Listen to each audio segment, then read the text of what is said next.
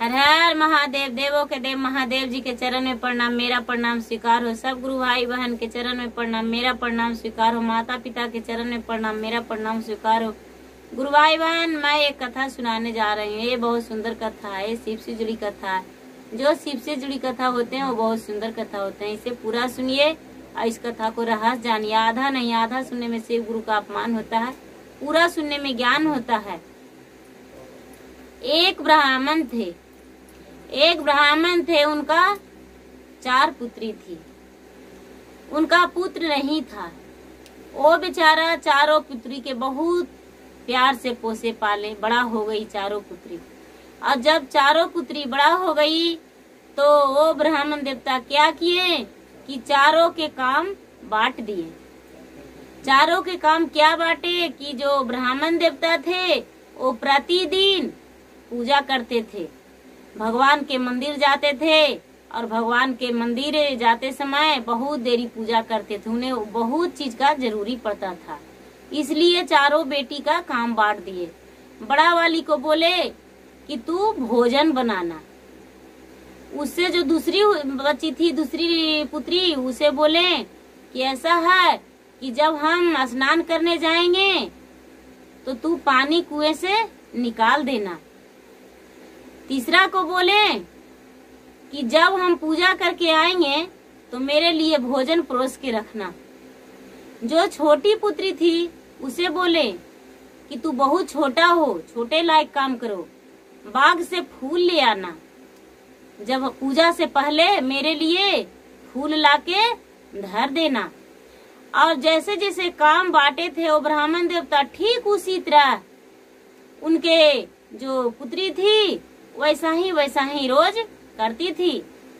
लेकिन जो छोटी लड़की थी वो बेचारी बाग जाती थी तो रास्ते में एक शिवलिंग मिलता था। उसे पूजा पाठ का कोई पता नहीं था, लेकिन वो बेचारी क्या करती थी कि थोड़ा सा फूल शिवलिंग पर चढ़ा देती थी और बोलती थी जब फूल रखते हैं तो ये बहुत सुंदर दिखता है। वो बेचारी रोज फूल चढ़ा देती थी, रोज चढ़ा के और फूल लेके अपने पिता को भी लाके दे देती थी। जब फूल लाके देती थी तो उसके पिता पूजा करते थे। एक दिन का बात हुआ कि जब बेचारी बाग में गई फूल लाने को लिए तो फूल दिख रही है कि बहुत कम है पेड़ में। बेचारी तोड़ने लगी तो 5 फूल सिर्फ उसे मिला। और जब 5 फूल मिला तो ये बेचारी सोच रही है कि अरे 5 फूल तो हम उस पत्थर पे चढ़ा देते हैं तो पिताजी को क्या देंगे। अच्छा कोई बात नहीं, रास्ते में जो पत्थर मिलता है बहुत सुंदर दिखता है, उस पे पत्थर पे हम रखते हैं तो दिन भर खिला हुआ फूल रहता है। और बेचारी यही सोच के और 5 फूल शिवलिंग पर चढ़ा दी।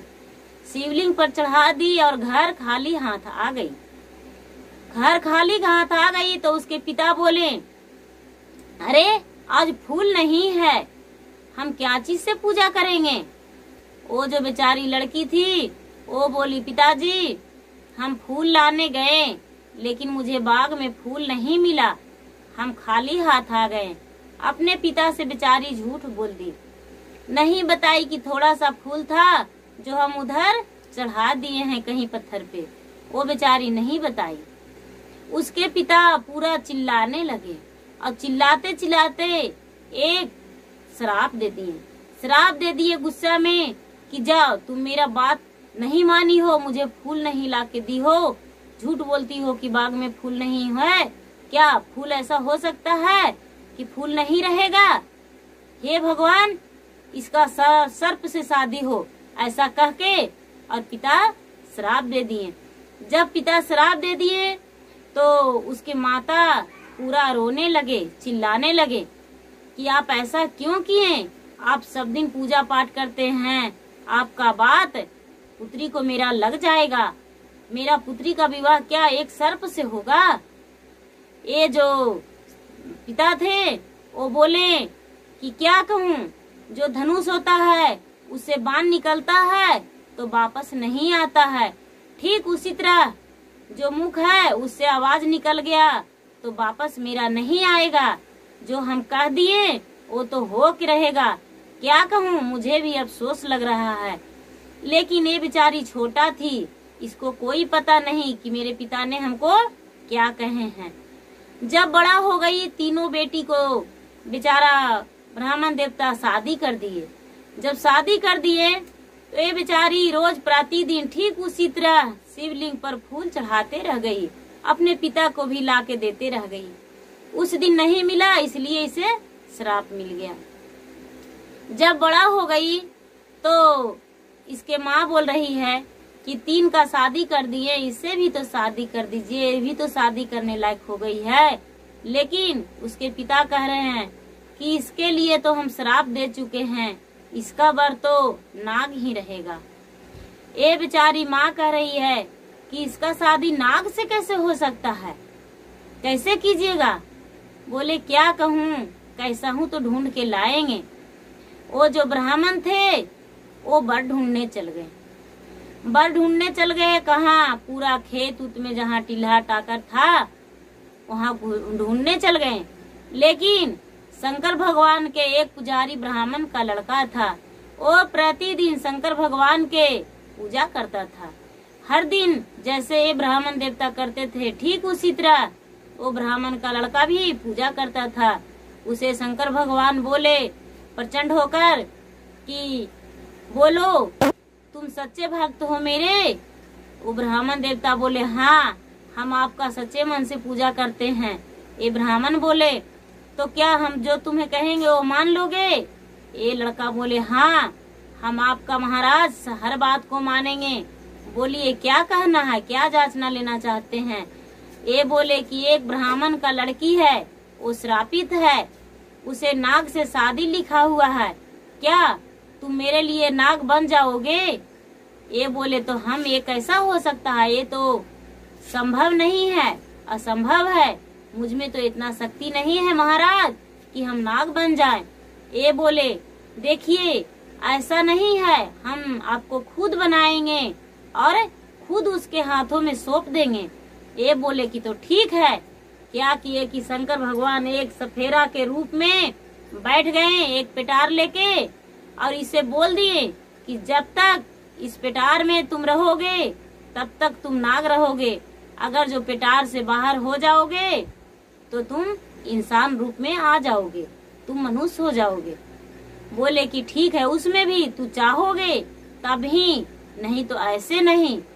बोले ठीक है महाराज, हम आपका बात स्वीकार कर रहे हैं, मुझे आप जो कहेंगे वही हम सुनेंगे।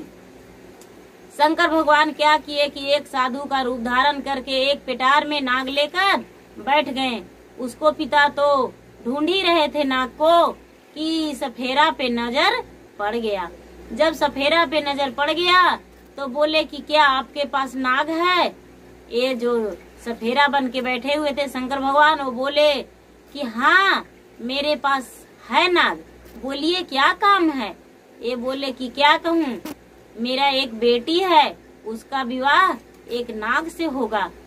ये बोले कि तो ठीक है ले जाइए, लेकिन ऐसे नहीं, इसे पहले दूध लावा खिलाइए, उसके बाद अपना घर ले जाइएगा। बोले ठीक है। ये क्या किए, ब्राह्मण देवता दूध लावा लाए और नाग को खिला दिए और उस पिटार को ले लिए और बोले क्या इसे कीमत भी आपको देना पड़ेगा। ये बोले कि नहीं नहीं, हम इस नाग को कोई कीमत नहीं लेंगे, जाइए अपना कन्या को विवाह इसे धूमधाम से कीजिए इससे। बोले ठीक है।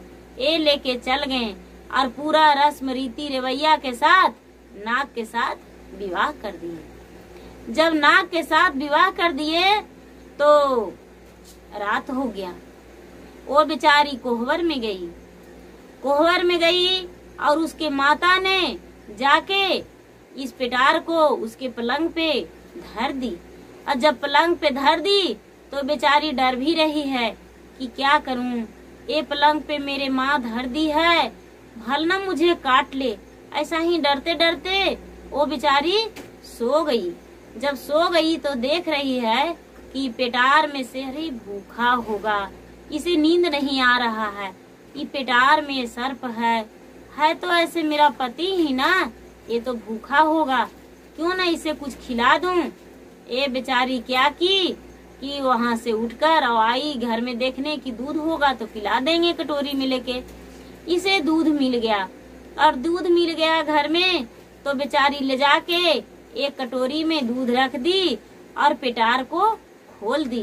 पेटार को जब खोल दी तो ये जो नाग था वो दूध पी लिया और जब दूध पी लिया तो बिस्तर पर आके बैठ गया। अब बिस्तर पर आके बैठ गया तो इंसानी रूप में वो बेचारा एक सुंदर ब्राह्मण का पुत्र बन गया। जब ये ब्राह्मण का पुत्र बन गया तो ये बेचारी देखी और देख के चकित हो गई और बोली कि आप ऐसे कैसे हैं, आप तो एक नाग थे। ये बोले बेचारा ब्राह्मण कि हाँ हम नाग हैं, लेकिन हम नाग जब तक रहेंगे तब तक इस पेटार में रहेंगे। ये बेचारी को बहुत खुशी मिला। दोनों बातें चित करने लगे। सुबह हुआ तो माँ से बोली कि माँ वो नाग नहीं है माँ, इंसान है, वो मनुष्य है माँ, वो नाग नहीं है। इसका माँ का कुछ भी ऐसा नहीं लगा कि वो नाग नहीं है। ये बेचारी सोच रही है कि मुझे बेटी संतुष्टि दिला रही है इसीलिए ऐसा कर रही है। इसके बाद के अनसुना माँ कर दी। लेकिन 2-4 दिन के बाद उसको जो बहन थी वो सुन रही है कि अरे हमको बहन किसी से बात करती है। किससे बात करती है? रात में सोती है तो अपने सर्प को लेकर और जाके बिस्तर पे रख देती है और फिर बात किससे करती है? जरा देखे तो एक खिड़की था तो देख रही है बहन लोग कि एक सुंदर ब्राह्मण का लड़का हमारे बहन के साथ सोए हुए हैं पलंग पे। ये अपने माँ से जाके बोली बहन कि देखो माँ, तू सर्प से शादी कर दी हो लेकिन उस शर्त को तोड़ दी है। देखो वो जो क्या करती है कि उसके घर में कोई घुसता है, उसके पलंग पे कोई सोया हुआ है। ये बेचारी देखी माँ तो बेचारी अलग सोच ली कि मेरा बेटी पाप करती है, किसी को घर में घुसा लेती है। वो बेचारी दरवाजे पे खड़ी रही जब तक सुबह नहीं हुआ तब तक वो बेचारी नहीं हटी। जब सुबह हो गया तो उसको बेटी घर से निकल ली और जब निकली तो देख रही है कि दरवाजे पे माँ खड़ी है। बोली माँ यहाँ पे तू क्यों खड़ी है? बेचारी बोली बताओ पहले अंदर में कौन है? ये बोला कोई नहीं माँ, चल के देखो तो कौन रहेगा। माँ जब अंदर देखने गई तो देख रही है कि अरे इसका घर में तो कोई नहीं है, सिर्फ सर्प का पेटार रखा हुआ है। ये बोली कि तो तुम्हारे साथ जो था वो कौन है? बोला माँ मुझे नहीं पता कौन है, मेरे साथ कोई नहीं था, सिर्फ मेरे पति थे मेरे साथ।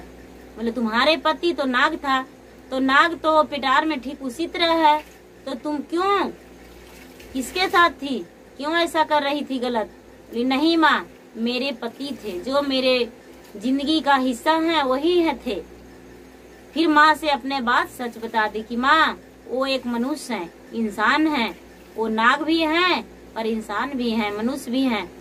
माँ बोली अच्छा ठीक है हमें दिखाना। बोली ठीक है माँ हम दिखाएंगे। जब रात हुआ तो ये बेचारी कह रही है अपने पति से कि सुनिए ना, बाहर थोड़ा बगीचा है उसमें हम घूमने जाएंगे, जहाँ हम फूल लाने जाते थे वहाँ चलिए ना। ठीक आधी रात हो गया। जब आधी रात हो गया तो अपने पति के साथ बेचारी बगीचा में घूमने चली गई जहाँ से फूल लाती थी। और चली गई तो इसके घर के परिवार देख लिए कि सचमुच में एक इंसान है। और बेचारी वापस आई और फिर सो गई। सुबह हुआ तो उसके माँ बोली कि बेटी उनसे पूछना कि क्या आप इंसान ही पूरा नहीं रह सकते हैं? आप क्यों हैं ऐसा रूप में?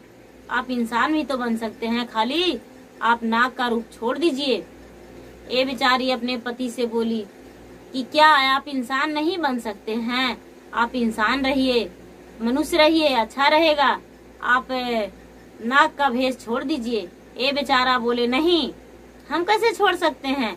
आपका पिता तो शादी किए हैं एक नाग से, तो हम मनुष्य बन के नहीं रह सकते हैं। लेकिन ये बेचारी अपने आप दिमाग में लगाई कि अरे क्यों न इस पिटार को ही जला दें। ये जब पिटार में जाते हैं तब तो बनते हैं नाग, हम पिटार को जला देंगे, इससे बढ़िया कोई उपाय नहीं है। ये बेचारी सोने दी, एक रात को नहीं सोई और बाहर आग लगा के और उस पिटार को जला दी। पिटार को जला दी और अपने पति के साथ फिर से सो गई। जब सुबह हुआ तो उसके पति पिटार खोजने लगे, पिटार नहीं मिला। जब पिटार नहीं मिला तो ये बेचारा मनुष्य रह गए।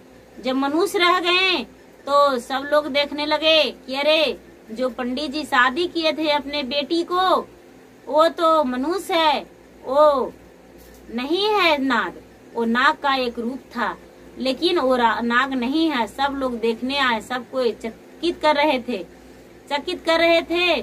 तब तक इनके घर में 1-2 महीना बीत चुका था और पूरा वहाँ हंगामा हो गया था कि भाई मेरा बेटा को जो ला देगा, पता कर देगा, उसे हम ये देंगे वो देंगे। पूरा उनके माता पिता चिंतित हो गए थे।